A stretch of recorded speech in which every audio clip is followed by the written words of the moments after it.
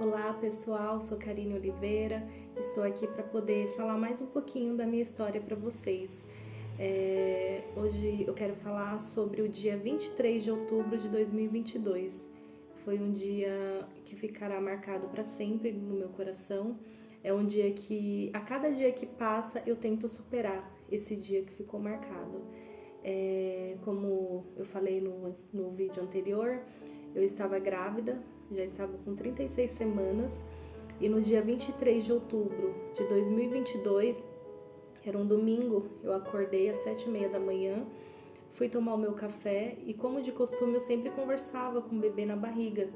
E nesse dia dei bom dia, conversei com ele e ele não me respondeu, sendo que no dia anterior, no sábado à noite, quando eu fui dormir, conversei com ele, meu esposo também, ele respondeu normalmente pra gente.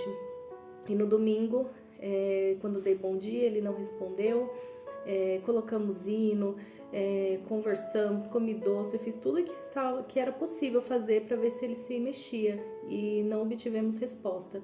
Eu tenho um aparelhinho sonar em casa, coloquei na barriga e não consegui ouvir os batimentos dele. E aí meu esposo falou, vamos pro hospital por desencargo de consciência. E em nenhum momento no meu coração passou na minha cabeça de que tinha alguma coisa errada. O que eu pensava era, nossa, é porque tá no final, e no final falam que mexe menos. Então, naquele momento o que eu pensava era isso. Em nenhum momento eu pensei que tinha outra coisa errada. E aí a gente foi pro hospital, por volta das 10h30 a gente já estava no hospital. No caminho eu mandei mensagem para minha mãe, falando que eu estava indo ao hospital porque o bebê não estava mexendo. E quando eu cheguei ali na sala da médica, eu falei pra ela, doutora, o bebê não tá mexendo, a última vez que ele mexeu foi ontem à noite. E ela tranquilamente me atendeu, me deixou super confortável. Foi uma médica assim que Deus colocou na minha vida, que foi um anjo. Naquele dia, por mais que tenha sido um dia tão turbulento, Deus teve o cuidado de colocar um anjo para cuidar de mim. E ali ela colocou o aparelhinho na minha barriga, fez o sonar e não conseguia ouvir os batimentos. Aí ela falou assim, olha, eu vou te levar para a sala de cardiotoco para ver se lá a gente consegue ouvir. E quando foi fazer o cardiotoco, também não conseguiu ouvir os batimentos. E ali eu já comecei a ficar preocupada, olhei pro meu marido e falei, amor, ela não tá conseguindo ouvir. E aí ela me levou para a sala de ultrassom para tentar ouvir o coraçãozinho. E quando chegou ali que ela falou, olha, não tem batimentos. Vou pedir para o médico ultrassonografista fazer um ultrassom completo, mas tudo indica que realmente não tem batimentos. Se tivesse pelo menos um mínimo de batimento, eu corria com você para a sala de parto e tentava tirar. Só que eu não tô ouvindo nada. E naquele momento foi um desespero muito grande, porque o meu bebê foi muito desejado, foi muito planejado. Em um outro vídeo eu vou contar como foi o processo da minha gravidez, não foi uma gravidez normal. Então foi um bebê que foi muito, muito desejado. E ali a gente ficou aguardando o médico ultrassonografista chegar. Nesse momento eu já avisei meus pais do que estava acontecendo. A médica foi maravilhosa, ela liberou meus pais, meus familiares para ficar comigo ali no hospital. E aí e foi tipo etapas de ter a notícia de que o meu filho estava sem vida. E quando o ultrassonografista chegou, que ele foi fazer o meu ultrassom, e ali ele diagnosticou que realmente meu filho estava sem batimentos. Foi um desespero muito grande, porque eu nunca passou pela minha cabeça, a gente engravida e sabe que até os 3 meses tem aquele risco, né, de o bebê não se desenvolver, de ter um aborto. Então, até os 3 meses eu fiquei muito tensa. E depois dos 3 meses eu fiquei tão tranquila, ainda mais que a minha gravidez foi tranquila, o meu bebê era muito perfeito, eu fiz ecofetal, eu fiz todos os ultrassons certinho, eu fiz ultrassom até a mais. E sempre os médicos elogiando que ele era muito perfeito, coração, cérebro, tudo perfeito. Minha gravidez foi super tranquila, não sofri com enjoo, com nada, foi super tranquila mesmo. Então, era algo que eu nunca esperei, a gente nunca esperou por algo desse tipo que pudesse acontecer. E ali a doutora falou que a gente ia ter que esperar até o horário do jejum, né, para poder fazer a cesárea. Ela me deu a opção de fazer cesárea ou normal. Eu escolhi a cesárea porque eu fiquei com medo de não conseguir expelir o bebê de forma natural, de forma normal, e acabar ficando vários dias sofrendo ali. E eu pensei também na hora, consegui pensar nisso, falei, se demorar muitos dias, meu filho pode ficar diferente do que ele é. E eu queria guardar na minha memória como o meu filho era. E por isso eu decidi a cesárea. Minha médica explicou que eu ia ter uma marca de um bebê que eu não tinha, que poderia ser mais sofrido. E mesmo assim eu escolhi fazer uma cesárea. E foram momentos assim muito assustador para mim, porque nunca me imaginei, parecia que eu tinha passado por um acidente, que eu estava em coma, que era um pesadelo que eu estava passando, parecia que era real. Até hoje, às vezes quando eu penso, eu falo, nossa, não é real o que aconteceu, acho que eu tô em coma, sabe? Tô sonhando com tudo isso, é um pesadelo que de repente eu vou acordar e vou estar grávida ainda. Então, naquele momento foi muito difícil. E em pensamento eu só falava para Deus, falei, Senhor, eu não tenho estrutura para perder meu filho. E só que Deus sabia que eu tinha, porque ele seria a minha estrutura. Algo que me marcou muito quando eu avisei minha mãe que eu estava indo pro hospital, ela só me mandou uma foto que ela estava na igreja. E quando eu falei para ela que o bebê realmente estava sem vida, ela tinha ido cooperar numa igreja com algumas irmãs e elas estavam dentro do ônibus na hora. E minha mãe fez o que a palavra de Deus fala, que comunica os nossos problemas aos santos. E ali minha mãe pediu oração e foi levantado um clamor. Foram muitas pessoas orando pela minha vida, pela vida do meu filho. Foram muitas pessoas mesmo. E naquele hospital eu só pedia para Deus, falei, Senhor, não deixa que isso seja real. Só que em nenhum momento eu pedi para Deus, falei, Senhor, eu preciso que o Senhor me dê meu filho de qualquer jeito. Eu nunca falei isso, porque eu fui ensinada que a vontade de Deus é perfeita e agradável pra gente. E às vezes a gente pede algo para Deus e quer que seja do nosso jeito, só que Deus sempre sabe o que é melhor.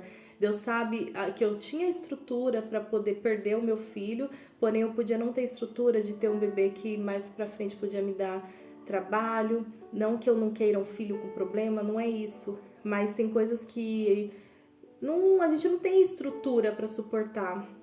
E tem coisas também que a gente passa que é por propósito de Deus. E depois que minha mãe chegou em casa, ela foi pro hospital com meu pai. Ali eu fiquei com meus familiares que foram ficar comigo no hospital. E quando eu fui para aquela sala de parto ali, foi, sabe, eu continuava como que estava num pesadelo. Em todo momento eu falava, não, eu acho que ele deve estar vivo, foi algum engano. Eu acredito que Deus vai fazer um milagre. Eu tô acreditando que tudo isso que eu tô passando é um engano, porque Deus quer dar um testemunho muito lindo para mim, de depois falar como foi o nascimento do meu filho. Meu pai, eu via que ele não acreditava, ele falava que só ia acreditar que ele estava realmente morto depois que saísse, que tirasse da minha barriga, que aí ele ia realmente acreditar. E eu consegui ficar tranquila graças a orações das irmãs, de muita gente que orou por mim. E quando tirou meu bebê ali, que eu vi que realmente ele não tinha vida, foi desesperador para mim, muito desesperador. E algo que a minha médica falou depois, que ela olhava o tempo todo para o monitor e a minha pressão sempre boa. E eu tenho certeza que naquele momento era Deus ali presente, me dando força, me dando tranquilidade, me mostrando que independente do que eu estava passando, ele estava comigo o tempo todo. Meu marido ficou o tempo todo durante o parto comigo. E eu falei pra médica que eu ia querer ver meu bebê, que eu queria guardar cada detalhezinho dele. Que por mais que ele não estivesse com vida, eu carreguei 9 meses. Foram 9 meses com meu bebê. E eu precisava guardar aquela imagem de como ele era. Muita gente falou, nossa, você foi corajosa de ver. Só que eu acho que eu nunca me perdoaria se eu não visse ele e ficasse pro resto da vida pensando, meu Deus, como será que ele era? E quando eles me entregaram meu bebê foi uma dor absurda, porque eu tava segurando, foi o maior sonho da minha vida, segurar meu filho. E naquele momento eu tava segurando meu filho sem vida. E eu olhei cada detalhezinho dele, olhei o corpinho, olhei tudo. E ele era o bebê mais perfeito que eu já vi na minha vida. De olhar assim e falar, nossa, ele não tem um defeito sequer. E eu acho que ele era tão perfeito que Deus precisou dele para ficar no céu com ele. Ele era realmente um anjinho. Foi uma recuperação bem difícil, porque não foi só a cesárea que eu tinha que me recuperar, mas recuperar da dor também. Tinha hora que eu ia chorar e eu não sabia o que doía mais, se era a dor da perda ou a dor da cesárea, porque quando eu me mexia que eu ia chorar e doía tudo. E eu falava, não me importo com a dor, porque a dor da perda do meu filho é muito maior do que tudo. E isso foi no domingo à noite, quando terminou a minha cirurgia. Eu fiquei lá na segunda. E meus pais correram atrás de enterro, de tudo. E na segunda-feira meu pai mandou foto para eu escolher o caixão. E foi um momento muito difícil, porque eu queria estar escolhendo um brinquedinho pro meu filho, escolhendo uma roupa bonita para ele. E naquele momento eu estava escolhendo o caixão do meu filho. Eu nunca esperei passar por isso, de ter que escolher um caixão pro meu filho. E escolhi, e ficou certo que o enterro dele seria na terça-feira. E eu pedi pra médica me liberar, porque em todo momento eu falava, meu Deus, eu tinha que ter ficado mais tempo com ele.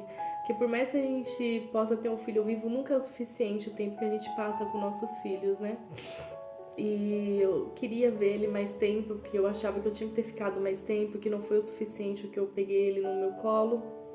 E por mais que eu quisesse marcar aquele momento ali que ele ainda estava perfeito ali no meu colo, quando eu abracei ele, quando eu olhei cada detalhezinho, senti o corpinho dele quente, mas eu precisava me despedir mais uma vez dele. Na terça-feira os médicos me liberaram para eu poder ir no enterro. E foi muito difícil receber a notícia de que meu filho estava morto. Só que o momento mais difícil da minha vida foi quando eu pisei do hospital para fora, porque eu entrei com meu filho na barriga e ali eu estava saindo com meus braços vazios. Foi a maior dor da minha vida, sair do hospital da maternidade sem meu filho nos braços. E sair dali para ir direto num cemitério, enterrar o meu filho.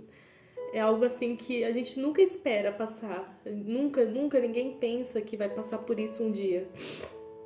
E ali eu até me admirei quantas pessoas queridas estavam ali naquele momento tão triste pra gente, momento tão difícil. Foram muitas pessoas, era uma terça-feira, mas tinha muita gente ali, eu não consigo nem lembrar quem eram as pessoas.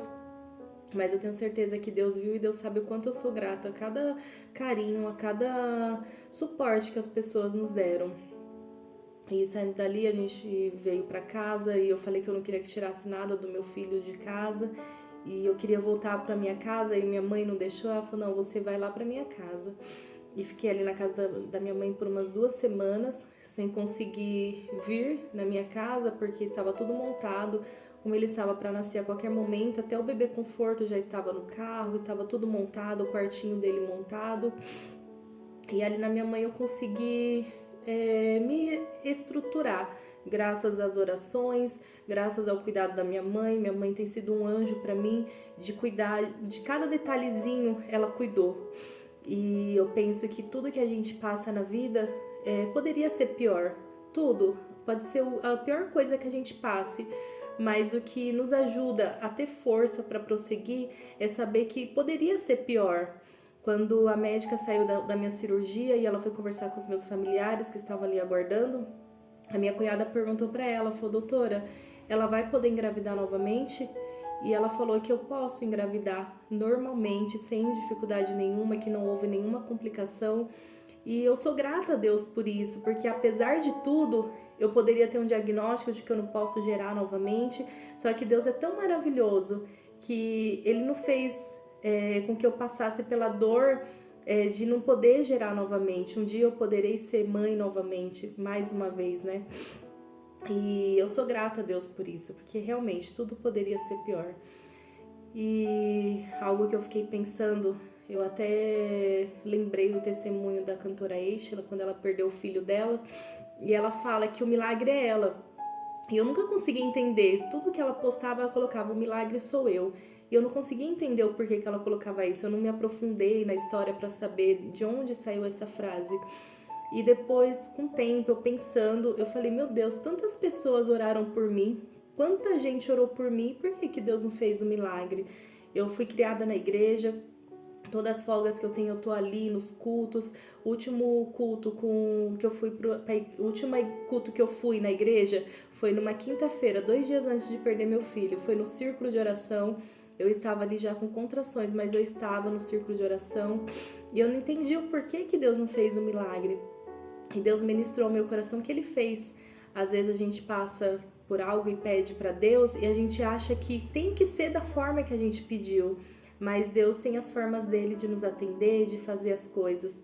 E talvez até alguém que orou, alguém que não seja evangélico, que pediu a Deus, que até quem não é evangélico nessa hora pede a Deus pela gente, pelo milagre, e a pessoa pode se questionar, falar, nossa, mas por que Deus não fez o milagre? E é aí que a pessoa se engana, porque Deus fez sim o milagre. É que todo mundo queria que o milagre fosse meu filho sobreviver. Só que o milagre que Deus quis fazer foi um milagre na minha vida. O milagre de eu estar em pé, o milagre de eu estar hoje conseguindo falar com várias pessoas. Então eu sou um milagre, eu estar em pé é um milagre. Ou seja, Deus fez sim o milagre. O milagre do meu filho estar nos braços do Pai foi feito, mas o milagre maior sou eu. E eu creio que essa palavra vai chegar no coração de muita gente que se questiona por que Deus não fez isso, por que Deus não fez aquilo, mas entrega tudo nas mãos do Senhor. Um dia você pode entender o porquê está passando por algo, um dia você pode acabar compreendendo. Tem coisas que a gente nunca vai compreender, só que sempre a vontade de Deus é perfeita. Só aceita o que Deus tem para você, porque sempre é perfeito. A gente vê o agora, vê o momento, só que Deus vê lá na frente e Ele sempre sabe o que é melhor pra gente. Tem sido momentos assim de superação, um dia após o outro. São vários detalhes que uma pessoa que passa por isso precisa enfrentar. As fases do luto são muito difíceis. Cada dia a gente levanta tendo que enfrentar algo diferente, superar algo diferente. E em outros vídeos eu vou falando sobre essas superações, que teve a superação de voltar a trabalhar, superação de ir no primeiro culto, que ali eu tive muitos momentos com meu filho, então tudo que marcou a minha gestação foi muito difícil enfrentar depois. E Deus colocou minha mãe assim na minha vida como a minha proteção. Minha mãe, ela pensou em cada detalhe. Ela falou assim, olha, vai primeiro num culto que é pouquinha gente, e depois você vai no culto que é mais gente, é aqueles que já te viram ali, depois vão te ver e vai ser menos pior pra você. E foi assim que eu fui fazendo, fui voltando pra igreja aos poucos, saindo na rua aos poucos. E eu lembro que no primeiro culto que eu fui, num domingo à noite, que já é bastante gente, quando eu entrei eu chorei tanto ali, porque vieram pessoas muito queridas falar comigo e aí acionam gatilhos. E ali eu comecei a chorar, eu falei, mãe, eu vou embora. Ela falou, não, você não vai, você vai ficar aí e você vai vencer. E aquilo marcou a minha vida, porque eu acreditei que eu vou vencer. Eu tenho acreditado, todo dia eu tenho levantado acreditando que eu vou vencer. E antes de acabar o culto, minha mãe falou assim, olha, o Robson tá ali te esperando, que é o meu marido, e você vai embora antes de acabar o culto. Quando estiver orando, você já vai embora. E eu fiquei muito assim, sabe? Eu falei, meu Deus do céu, obrigada pela vida da minha mãe, porque minha mãe pensa nos detalhes.